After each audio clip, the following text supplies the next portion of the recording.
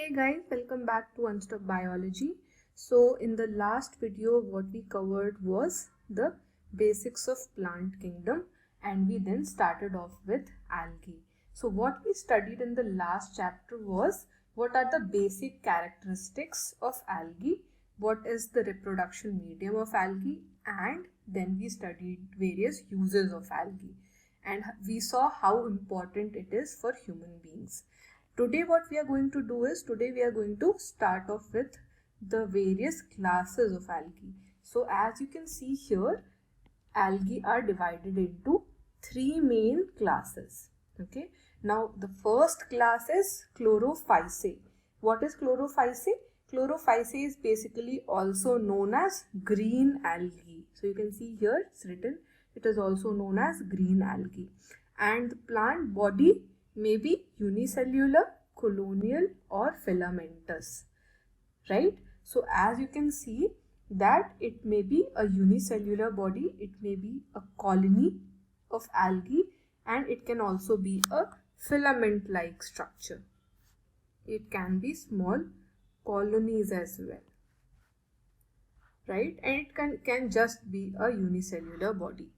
Okay, so these are the different formations or forms of Chlorophyceae. Now why are they called as green algae? It's because they are grass green. And why are they grass green? Because of chlorophyll A and B, which is localized in definite chloroplasts. So basically they have chloroplasts and the chloroplasts contain chlorophyll A and B. Now these chloroplasts may be of different shapes, right? So these chloroplasts may be discoid, it may be plate-like, it might be reticulate, cup-shaped, spiral or ribbon-shaped, right?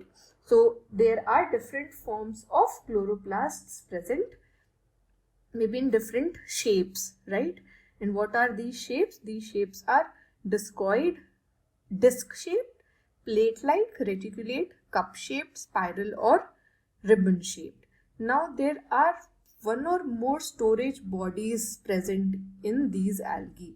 So since they have chlorophyll, since they are grass green, they prepare their own food and they have one or more storage body which is known as pyrenoid. These pyrenoids are again located in chloroplasts. Okay, and what is the function or what are pyrenoids?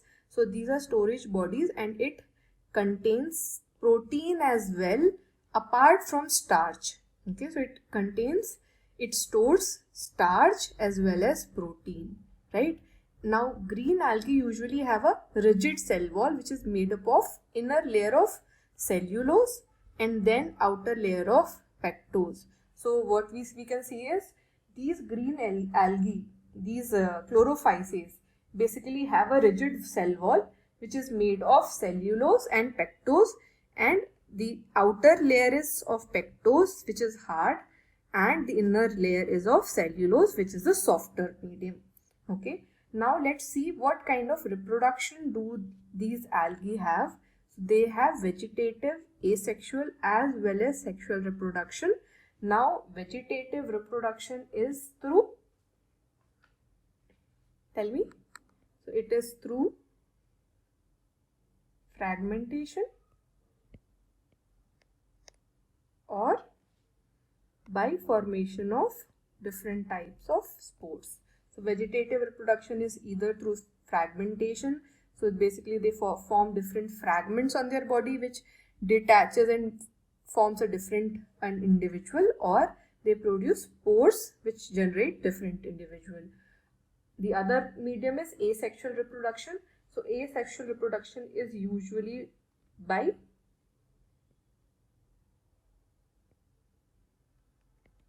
flagellated zoospores. Okay, so it is by flagellated zoospores and these zoospores are formed in zoosporangia. Okay, so these are formed in zoosporangia. And how does sexual reproduction occur? So they basically have a lot of variation and formation of sex cells. these sex cells can be isogamous, anisogamous, or oogamous. I hope you guys remember what's isogamous, anisogamous, and oogamous. If not, please go and watch my previous video. You will find everything that I am missing here and skipping here in detail, which I have mentioned in the last video. Please do go and watch the last video, the part 1 of this chapter. Okay, so now there are 3 types of reproduction that occurs: vegetative through fragmentation or spores, asexual through flagellated zoospores which are formed in zoosporangia, and sexual reproduction by formation of sex cells, and these cells can be isogamous, anisogamous, or oogamous. Okay, now let's see some example so that we can see what are the variations of algae. I'll just clear my screen once. Okay, so these are the basic examples, which are Volvox, Chlamydomonas, and Chara. Okay, so as you can see, these are 3 different formations. Now here in Chara, what you can see is there are branches and there's an axis, right? So these are nothing but filamentous form of green algae. Now here Chlamydomonas is nothing but a single celled. So they have flagella, and then they have the body which has various cell organelles. Okay, and the third form that we studied was colonial, which is Volvox. So Volvox, in Volvox, what do you have? You have daughter colony and parent colony. Okay, so this is all about chlorophyceae. Okay, now the next type of algae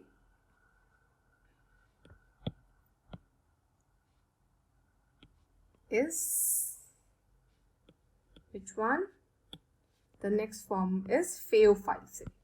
Okay, so we have studied green algae. The next form is Phaeophyceae, which is nothing but brown algae. Okay, now what is brown algae exactly? So basically they are known as brown algae and they are found in marine habitats. They are found in marine habitats.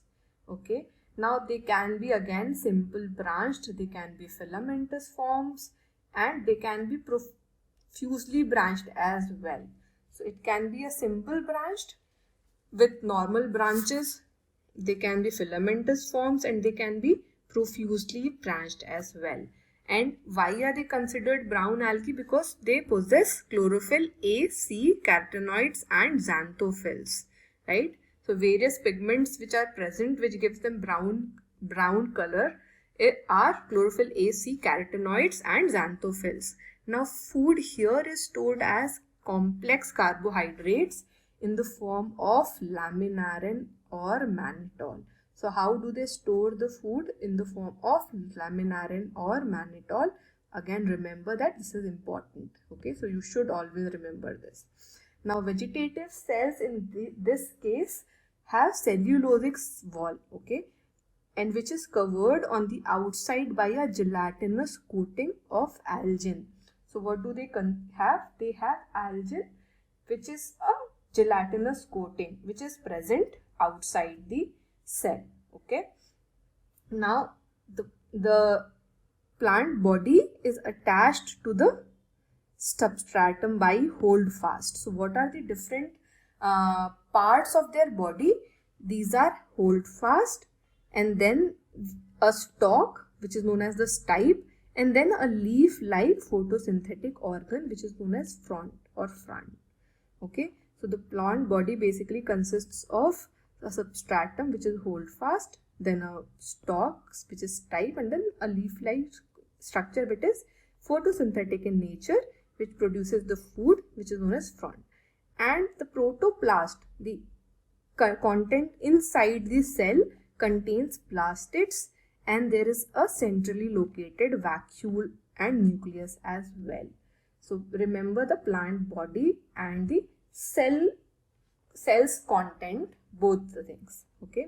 Now last thing here is, what are the various kind of reproduction in case of Phaeophyce, right? So various kind of reproduction in the case of Phaeophyce is vegetative, asexual and sexual, again as seen in Chlorophyce as well. So again in this case as well, the vegetative reproduction is through fragmentation. So they form various fragments in the body which develops into a new organism. Okay. Then the asexual reproduction is through biflagellate.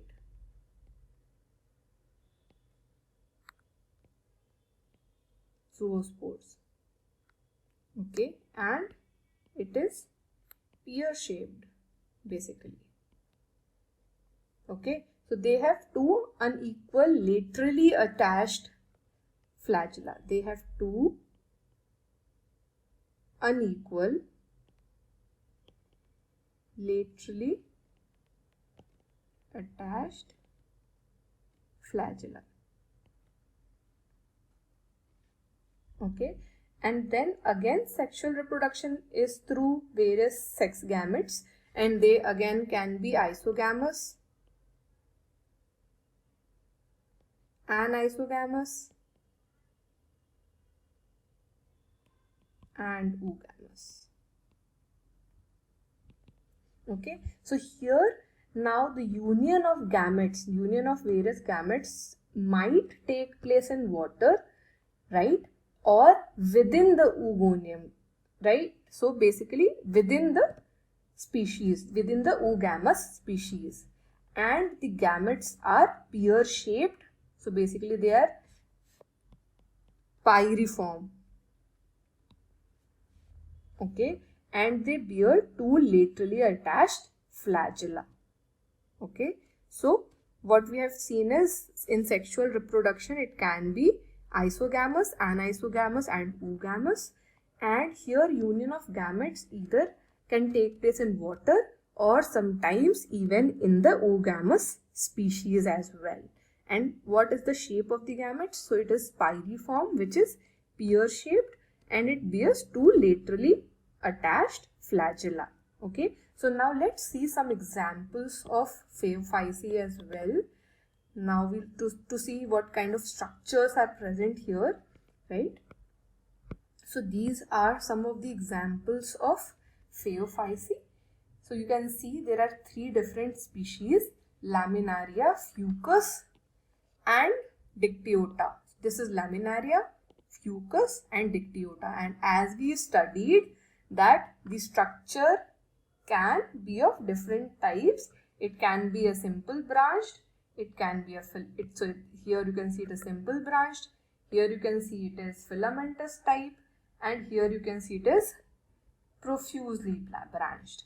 Okay, now what are different parts here? So we studied there are three different parts, right?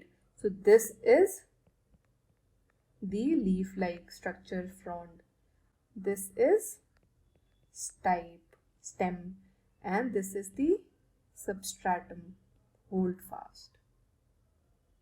Okay, again here you can see this is hold fast, here there is a midrib and then the frond, and there are some air bladder. Okay, here again there is a frond and there is a stipe, right? So these are the examples. Always remember the structure as well. Now the third and the last type is Rhodophyce, which is known as red algae. So we have till now covered green and brown algae, and the last one is Rhodophyce, which is red algae. Now because of the red pigment, which is R-phaeoerythrin, which is what? R-phaeoerythrin. They are known as red algae. Okay, and majority of the red algae are marine with greater concentrations found in the warmer areas.